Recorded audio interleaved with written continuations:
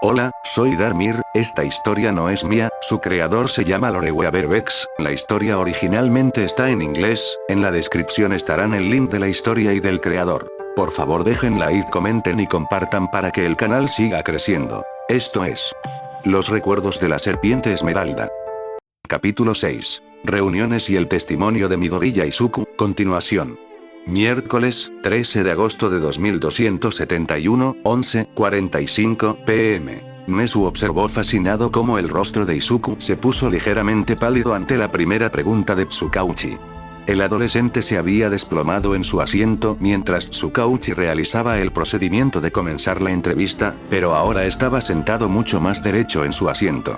Hubo un leve destello de pánico en sus ojos por un momento, antes de que fuera rápidamente reemplazado por una fría indiferencia que Nezu se había acostumbrado a ver en sus propios ojos al recordar las atrocidades que soportó a manos de científicos demasiado entusiastas. El rostro de una víctima que ha aceptado lo que ha pasado, pero ya no le importa. Nezu dudaba de que Tsukauchi hubiera captado el cambio en el comportamiento de Izuku, porque ¿cómo podía el hombre reconocer realmente los mismos signos que Nezu?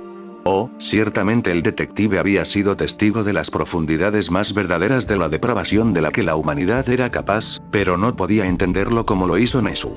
Nezu no esperaba que Izuku le mintiera a Tsukauchi, no después de haber visto al adolescente observar los movimientos faciales del detective mientras su peculiaridad funcionaba en tiempo real, sino cómo respondería Izuku. Esa era la verdadera pregunta. ¿Tengo que responder a esa pregunta? No había vacilación en la voz de Izuku mientras hablaba. De hecho, su tono era tranquilo y sin emociones. Sin embargo, la respuesta claramente había sorprendido a Tsukauchi mientras fruncía el ceño confundido ante la pregunta del adolescente. Nezu había esperado esto, pero esperaba sinceramente que el honorable detective abandonara el tema en lugar de seguir insistiendo en el asunto. La quimera no se sentía particularmente cómoda con la idea de obligar a Izuku a reabrir heridas que ya se habían convertido en tejido cicatricial en ese momento. Midoriya, vamos a necesitar los nombres de quien quiera que te haya atacado, de lo contrario no obtendrás la justicia adecuada por lo que pasó. ¿En serio no puedes estar de acuerdo con dejar que quien te hizo eso se salga con la suya? Nezu podía escuchar la consternación en la voz de Tsukauchi, y todo lo que la quimera podía hacer era sacudir la cabeza mientras veía los comienzos de las grietas que se formaban en la compostura cuidadosamente construida de Izuku mientras el adolescente se burlaba de Tsukauchi. ¿Justicia? Te quedas ahí, ignorante de lo que alguien como yo realmente vive a diario, y me hablas de justicia. No sabes lo más mínimo sobre la verdadera justicia. Permítame ser perfectamente claro con usted, detective. Nunca podrás concederme la verdadera justicia. Porque para que yo recibiera la verdadera justicia, todos los que me hicieran daño tendrían que quemarse. Y como no tengo la costumbre de matar niños, nunca conseguiré la verdadera justicia. Así que para responder a tu pregunta, sí. Sé quién me maltrató y me dejó morir en ese callejón sin gracia, pero tendrás que arrancar sus nombres de mis manos frías y muertas. He visto cosas peores que un trío de niños extravagantes. Izuku estaba de pie ahora, con las palmas de las manos apoyadas en la mesa mientras miraba a Tsukauchi con una intensidad casi asesina. Las cosas se estaban intensificando, y Nezu decidió que tendría que dirigir esta conversación para evitar que Izuku intentara huir o estrangular a Tsukauchi. Por favor, Izuku-kun, toma asiento. Entiendo su razonamiento para no proporcionarnos los nombres de sus atacantes. Aunque me gustaría que los responsables fueran castigados por lo que han hecho, no les obligaremos a revelar sus nombres, ya que parecen dispuestos a seguir adelante con todo esto. Pasemos ahora a otros asuntos, ¿verdad? Nezu podía sentir que su pelaje comenzaba a erizarse mientras Izuku le dirigía su mirada siniestra, e incluso Tsukauchi pareció congelarse de terror mientras la cosa silbó una vez más desde donde se escondía. Tantas preguntas, tan poco tiempo. Después de unos momentos, Izuku dejó escapar un profundo suspiro antes de volver a acomodarse en su asiento. Muy bien. ¿Qué más quieres saber? Una vez más, la máscara de la indiferencia había vuelto. Una muestra tan drástica de emoción, pero tan rápidamente controlada. A Nezu le gustaría mucho saber cuánto control tenía Izuku sobre sus propias emociones, pero eso podría venir más tarde. Por ahora, la quimera tendría que saciar su curiosidad indagando sobre otras cosas. ¿Qué tal si comenzamos con el proverbial elefante en la habitación? Las llamas que has demostrado ser capaz de manejar desde tu regreso a Japón, estás convencido de que no son el resultado de un capricho, pero ¿cómo exactamente puedes producirlas y manipularlas si ese es el caso? Ante esto, Izuku se estremeció visiblemente en su asiento. Como si la sola idea de explicarlo fuera dolorosa. Está en mis diarios. Quinto tomo, página 68, específicamente. Es difícil explicar cómo puedo usarlos sin la entrada para el contexto. Sinceramente, dudo que me creas, incluso con esa peculiaridad tuya de polígrafo, detective. Nezu tarareó en respuesta y sacó el diario en cuestión de la pila antes de abrirlo en la página especificada. Mientras Nezu leía la página, sus ojos comenzaron a abrirse de par en par con pura incredulidad ante el contenido de la página. El detalle más llamativo fue el impresionante boceto que acompañaba a la entrada que mostraba a un individuo imponente vestido con una armadura de aspecto similar a la que llevaba Izuku. El hombre tenía una llamativa melena de pelo rojo fuego, y dos serpientes aladas cubrían sus hombros mientras sostenía en alto la misma lanza que empuñaba Izuku. A medida que Nezu comenzó a leer la entrada en cuestión, la quimera pudo sentir una creciente sensación de sombría comprensión a medida que gran parte de la forma en que Izuku se comportaba comenzó a tener sentido. Entrada sobre el empalador. Nombre, Mesmer. Título completo, Mesmer el empalador. Descripción, Mesmer, según todos los relatos que he podido descubrir junto a Sir Ansbach, es el verdadero hijo primogénito de la reina Marika la Eterna. No queda ninguna mención de su existencia en los archivos en los que hurgué en Leyndell, ni Gideon ni siquiera sabía de su existencia antes de que mencionara su nombre. Como muchas cosas que a Marika le resultaban desagradables, la Orden Dorada hizo todo lo posible para eliminar cualquier rastro de Mesmer y sus seguidores de su historia. En el momento de escribir esto, no sé qué llevó a Marika a purgar a su hijo de los anales de la historia, pero dado lo que he presenciado, no es demasiado exagerado suponer que Marika puso a su hijo a trabajar en la cruzada de limpieza aquí dentro del Reino de la Sombra. Una vez más, me encuentro cada vez más harto de la hipocresía de la Orden Dorada. Nuevos hallazgos. Debería haberlo sabido, me dijo que sabía poco de su familia, pero que debería haber visto las señales. Melina era su hermana, y ambas tuvieron una visión de fuego. Si hubiéramos encontrado a Mesmer antes de matar al último de los gigantes, nos habría ayudado. Supongo que ahora importa poco. Lo hecho está, y no puedo permitirme detenerme en lo que podría haber sido. El camino ante mí está despejado. A pesar de los crímenes que Mesmer cometió contra los Ornsent, fue utilizado como herramienta por su madre, como tantos otros. Me confió su leña en sus últimos momentos. La Máscara Dorada habló de que el impuro podría enviarme a casa, y llevaré estas maldiciones conmigo cuando regrese a mi propio mundo. Tanto la leña, y la serpiente. Nezu cerró el diario después de leer esa última línea. Había más en la entrada, pero Nezu ya había leído lo suficiente por ahora.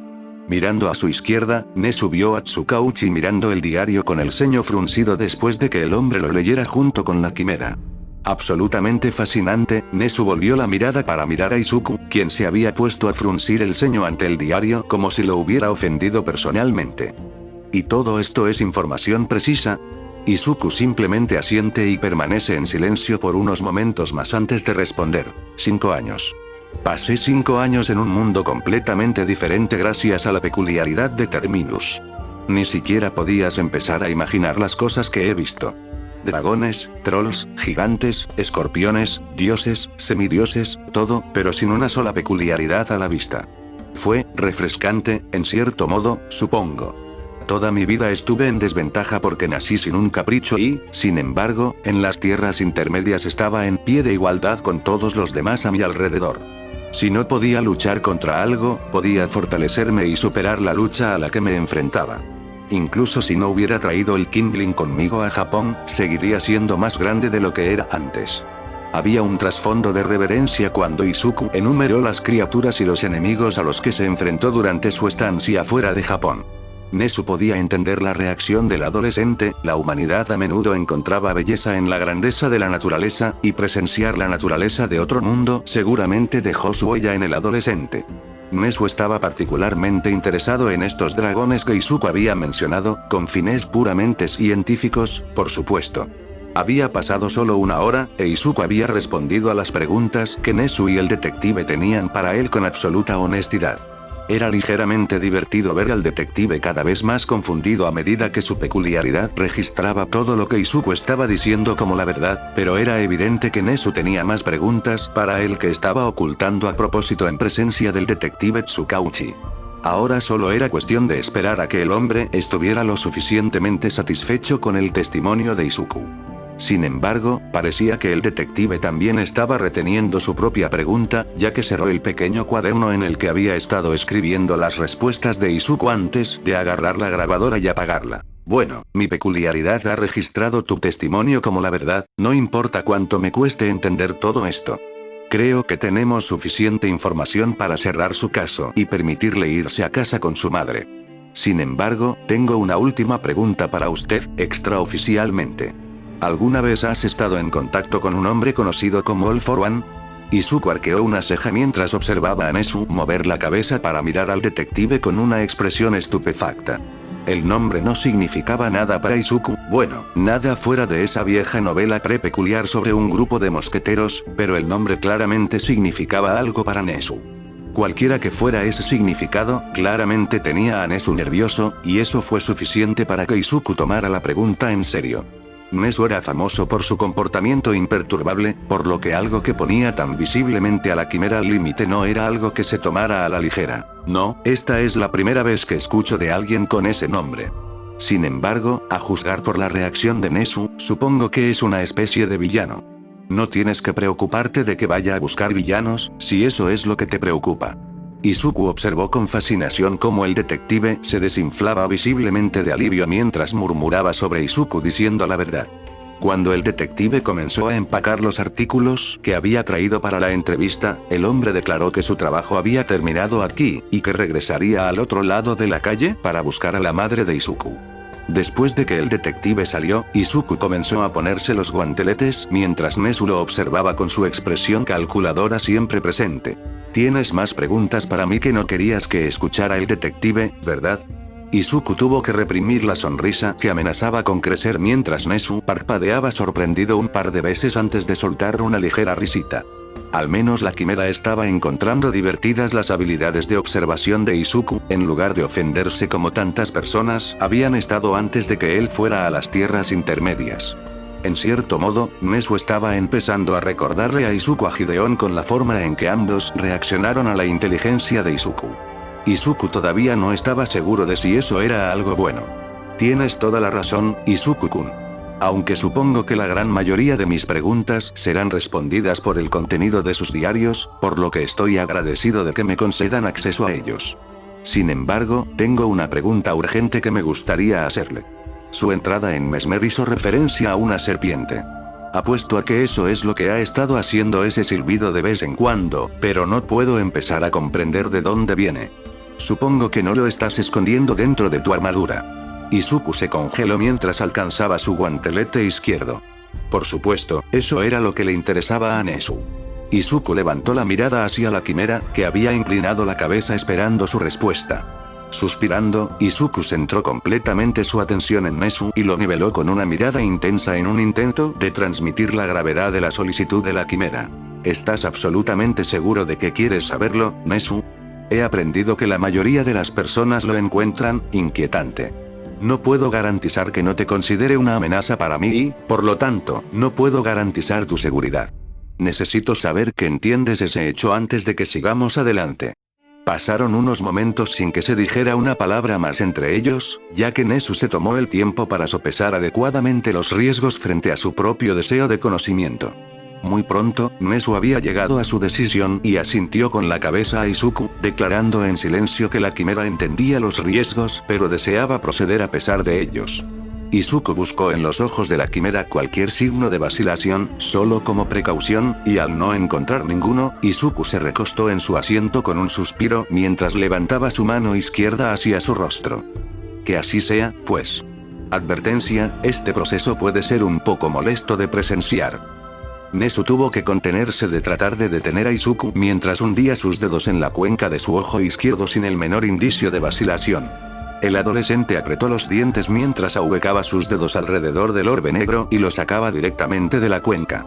Nezu había estado a un suspiro de llamar a un médico, cuando notó que la cavidad abierta no sangraba.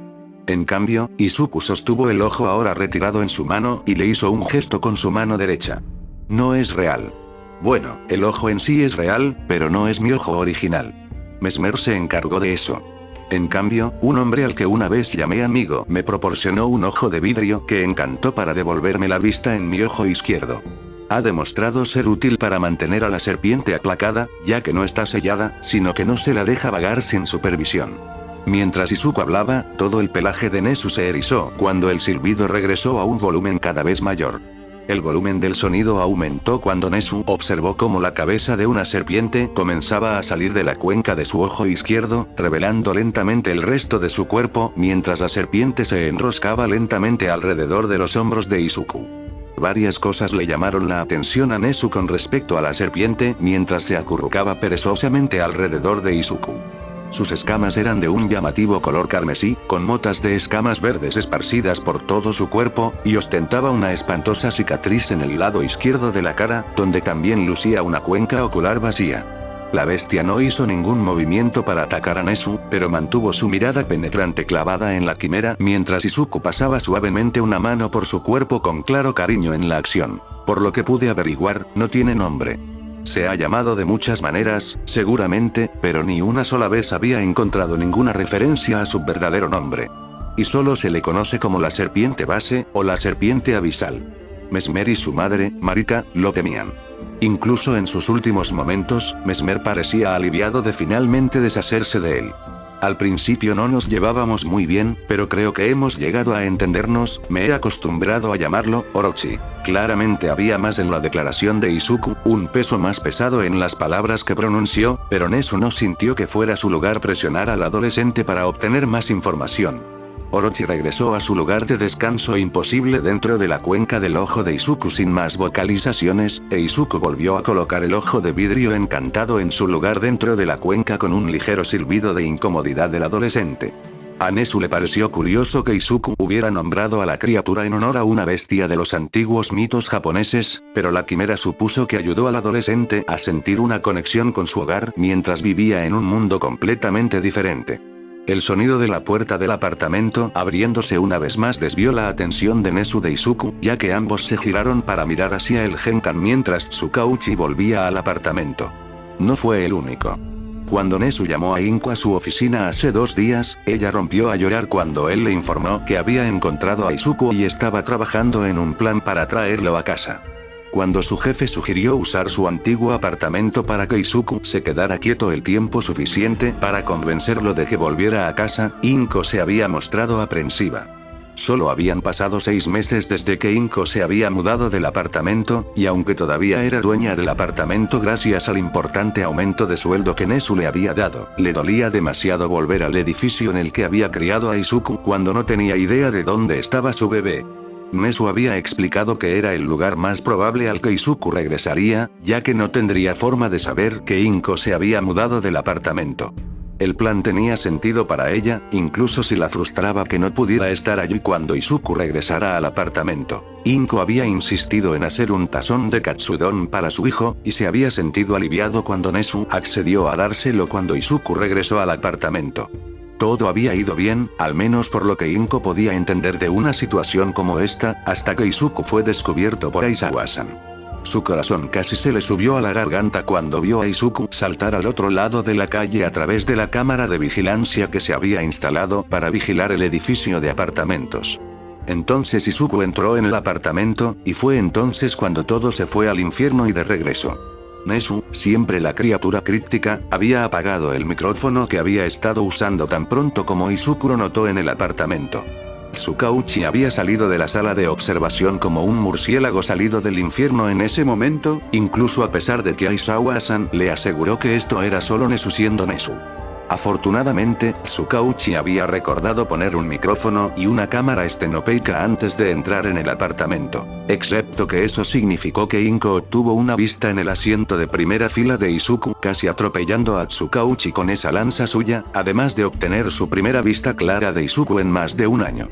Si hubiera sido alguien que no fuera Inko, es posible que no hubieran reconocido a su propio hijo después de un cambio tan drástico en la apariencia. Pero Inko nunca podía dejar de reconocer a su propio hijo, no con todos los pequeños detalles que solo ella captaba. Izuku siempre había tenido problemas para oír por su oído derecho después del día en que apareció la peculiaridad de Katsuki, y la forma en que se sostenía mientras miraba a Tsukauchi era idéntica a la forma en que Izuku siempre se paraba con su oreja izquierda parcialmente girada hacia quien estuviera escuchando. La pequeña cicatriz en el cuello de Izuku que se hizo cuando tenía 3 años y saltó de los brazos de Inko a un rosal que pasaron cuando caminaban a casa después de mirar los cerezos recién florecidos. La leve curvatura de su nariz desde que se la rompió en 3er grado. Todas las pequeñas cosas que Inko había memorizado a lo largo de los años. No había lugar a dudas.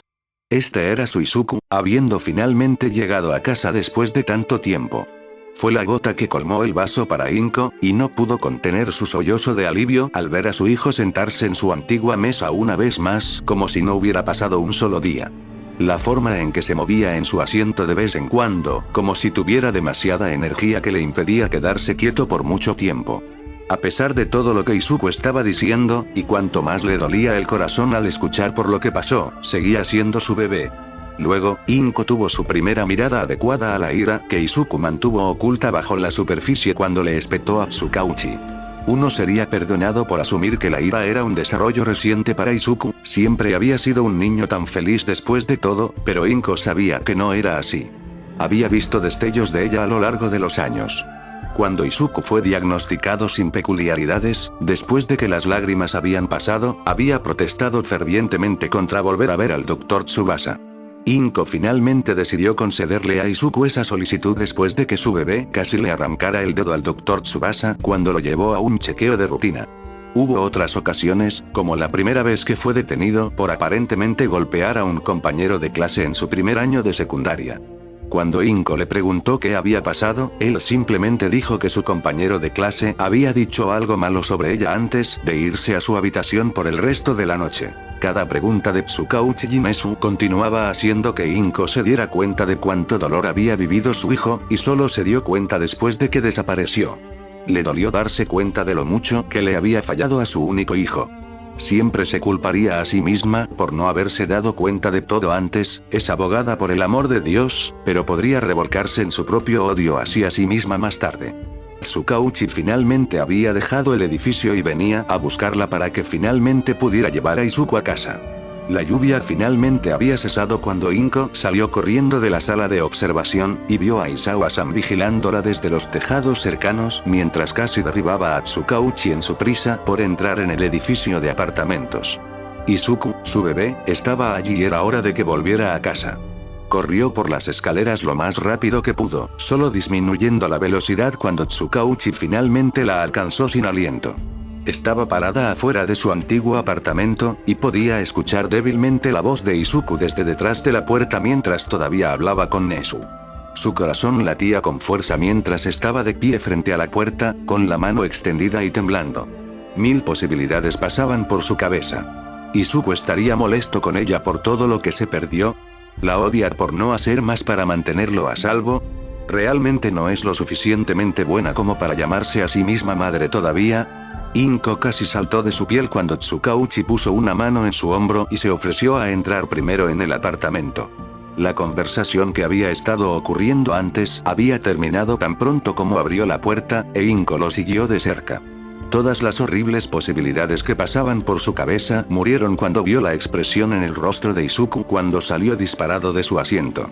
Sus ojos desiguales se abrieron de par en par, e Inko pudo ver el comienzo de las lágrimas formándose en su ojo derecho. Se acercaron cautelosamente el uno al otro, y a Inko le llamó la atención cuánto había crecido su hijo. Cuando comenzó su segundo año de secundaria, Izuku era solo unos centímetros más alto que Inko con 5'5". Ahora él se elevaba sobre ella a lo que ella solo podía suponer que era de aproximadamente 6 pies de altura. Todavía era delgado, pero la forma en que se comportaba tenía un trasfondo de un luchador experimentado, de una manera muy similar a cómo se comportaban Aizawa y los otros prohéroes de UA.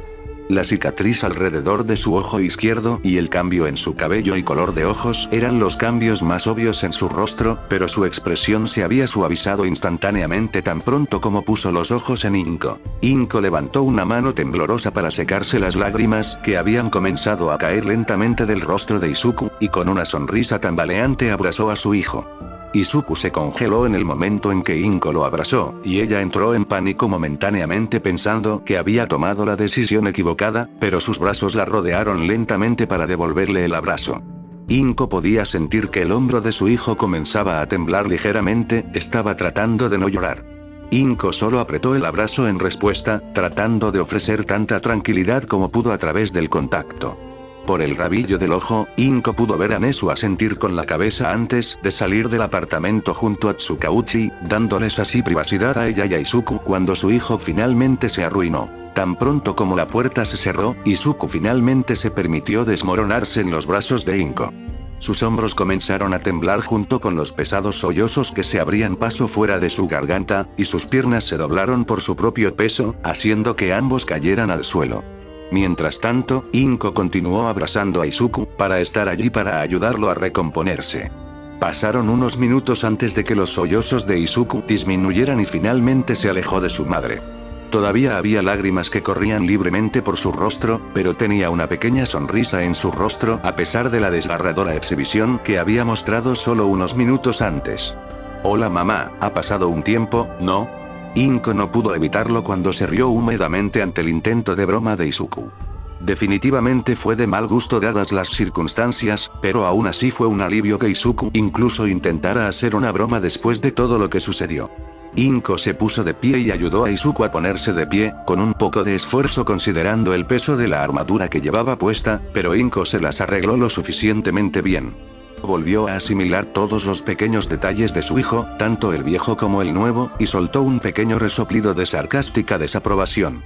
«¿Te has vuelto más alto de nuevo, Izuku? Es posible que tenga que conseguir una escalera de mano solo para mirarte a los ojos». La risa que Izuku soltó en respuesta a su broma fue probablemente el mejor sonido que Inko había escuchado en más de un año, e Inko esperaba que lo escuchara mucho más a menudo de ahora en adelante. Tomando sus manos entre las suyas, Inko dijo las palabras que había estado anhelando decir desde que había presentado una denuncia por desaparición de su hijo. «Vamos Izuku, vámonos a casa». Fin del capítulo.